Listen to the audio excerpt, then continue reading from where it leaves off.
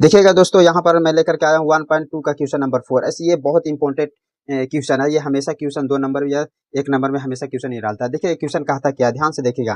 कहता है एचसीएफ दिया हुआ है यहाँ पे 306,657 बराबर 9। ठीक है, फिर दिया हुआ है एलसीएम 306,657, तो ज्ञात कीजिए। ठीक है, अब इसको हमको क्या करना है, ज्ञात करना है। अब ये आता क्या है, ज्ञात करने पर से ध्यान से देखिएगा। एलसीएम बराबर ये आता क्या है। ठीक है, जो एलसीएम जो इतना जो दिया हुआ है, कहा है कि ये एचसीएफ दिया हुआ है 9 दिया हुआ है यहाँ पे। ठीक है, उसके बाद यहाँ से पूछता है कि इसका एलसीएम कितना होगा।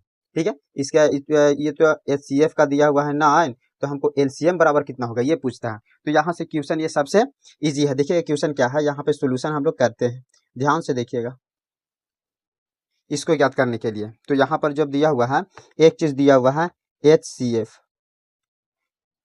एचसीएफ यहाँ पर आपका दिया हुआ है 306। ठीक है, एचसीएफ आपका क्या दिया हुआ है 306,657 बराबर क्या दिया हुआ है, तो 9 दिया हुआ है। ठीक है, अब यहाँ से देखिएगा एक सूत्र होता है, यहाँ से देखिएगा एक सूत्र होता है, ध्यान से देखिएगा। यहाँ पे होता है दो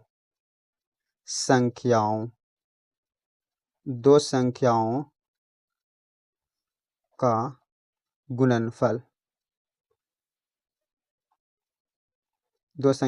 गुणनफल, बराबर होता है एलसीएम इंटू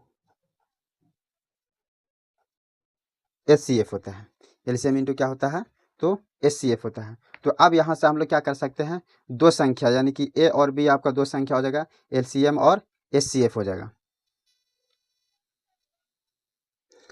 तो देखिएगा यहाँ पे अब दो संख्या कौन सा हो गया, तो देखिए दो संख्या आपका 306 और 657, ये दोनों आपका काच हो गया, दो संख्या हो गया। तो यहाँ पर लिख दीजिए 306, ठीक है, गुने 657, ये बराबर, तो बराबर हमको निकालना है क्या, एलसीएम निकालना है। तो एलसीएम को एलसीएम रहने दीजिए। अब एचसीएफ आपका क्या दिया हुआ है, 9 दिया हुआ है।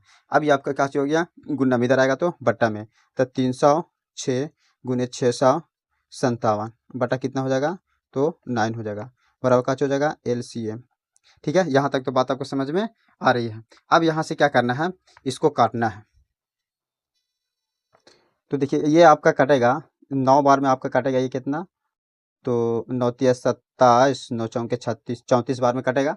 ठीक है, अब ये दोनों में गुना कीजिएगा, तो गुना कीजिए करने से आपका, आप गुना कर लीजिएगा, लेकिन गुना करने पर ये दोनों से आपका आएगा 22, 33, 8, ये आपका काचे हो गया, तो एलसीएम बराबर हो गया। तो इस तरीके से क्या कर सकते हैं आप, एलसीएम इसको निकाल सकते हैं, एकदम आराम से निकाल सकते हैं, इसमें आपको कोई दिक्कत नहीं होगा। ये इंपॉर्टेंट है ये।